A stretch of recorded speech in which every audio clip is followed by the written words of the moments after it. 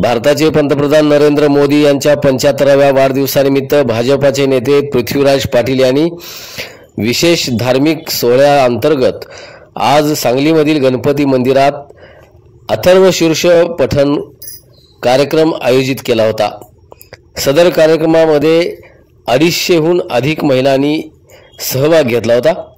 माजी नगरसेविका भारतीताई दिगडे यांच्या सहकार्याने आणि पंचायतन संस्थांचे व्यवस्थापक जयदीप अभ्यंकर यांच्या मार्गदर्शनाखाली सदर सोहळा संपन्न झाला। पृथ्वीराज पाटील, विजया पाटील, प्रियांका पाटील यांच्यासह कुटुंबियांनी त्यात सहभाग घेतला। लाल साडी परिधान केलेल्या महिलांनी अत्यंत उत्साहाने अथर्वशीर्ष पठण केलं।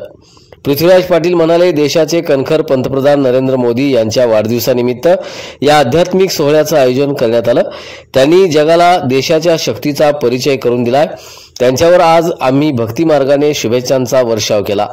ही गणरायाची नगरी आहे। या ठिकाणच्या सोहळ्यातून मोदी यांच्या दीर्घायुष्याची आणि त्यांच्या नेतृत्वात भारताच्या, महाराष्ट्राच्या गतिमान प्रगती करत राहू अशी प्रार्थना केली आहे।